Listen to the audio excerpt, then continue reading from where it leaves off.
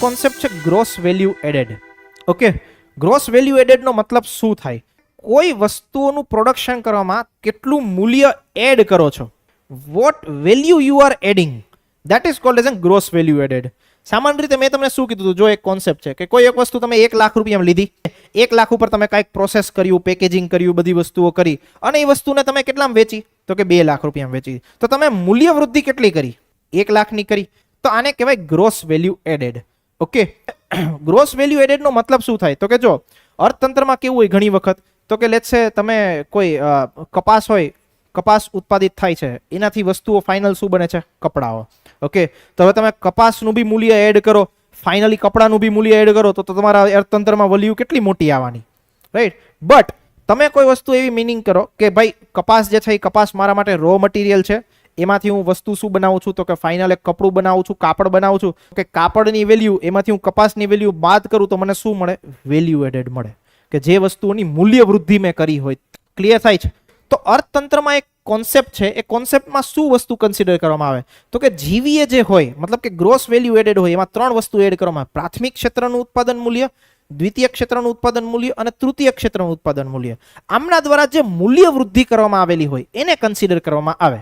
મતલબ કે કોઈ વ્યક્તિ જે છે એ મેન્યુફેક્ચરર હોય લેટ્સ સે બેન્ચનો, તો આ બેન્ચનો જે મેન્યુફેક્ચરર હોય એને શું વસ્તુ કન્સિડર કરવાની? તો કે એને કેટલું વેલ્યુ એડિશન કરી છે તે જ. મતલબ કે એક કોન્સેપ્ટથી હું તમને સમજાવું તો કે ભાઈ માનો કોઈ એક વ્યક્તિ જે છે લેટ્સ સે ફર્નિચર જે છે ફર્નિચરનું પ્રોડક્શન કરે છે. ફર્નિચરનું પ્રોડક્શન કરે છે તો એ કાંઈક વસ્તુનો રો મટીરિયલ લેશે, હા કે ના? ઓકે, રો મટીરિયલ શું લેશે? તો કે લેટ્સ સે લાકડું લેશે.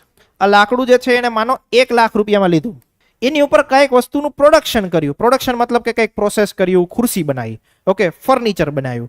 આ ફર્નિચર જે છે, આ ફર્નિચર માનો એને 2 લાખ રૂપિયામાં વેચ્યું, તો વેલ્યુ એડિશન કેટલી થઈ? વેલ્યુ એડિશન કેટલી થઈ? 2 લાખમાંથી 1 લાખ માઇનસ કરો, કેટલું વેલ્યુ એડિશન થયું? 1 lakh. This is the concept of the gross value added. તો આવું અર્થતંત્રમાં દરેક ક્ષેત્રનું ગ્રોસ વેલ્યુ એડેડ માપવામાં આવે, મેજર કરવામાં આવે, અને ત્રણેયનું શું કરવામાં આવે? સરવાળો કરવામાં આવે. ભાઈ પ્રાઇમરી સેક્ટર, તો કે એને કેટલી ગ્રોસ વેલ્યુ એડેડ કરી. સેકન્ડરી સેક્ટર, હવે સેકન્ડરી સેક્ટરમાં હું એવું કન્સિડર કરું કે 2 લાખ રૂપિયાની ગ્રોસ વેલ્યુ એડેડ થઈ, તો એ તો ખોટો કોન્સેપ્ટ થઈ જાય ને. શું કામ? કારણ કે એમાં તો 1 લાખની મારી મૂળ કિંમત હતી, આનું કોઈ મૂલ્ય વૃદ્ધિ નહીં થઈ.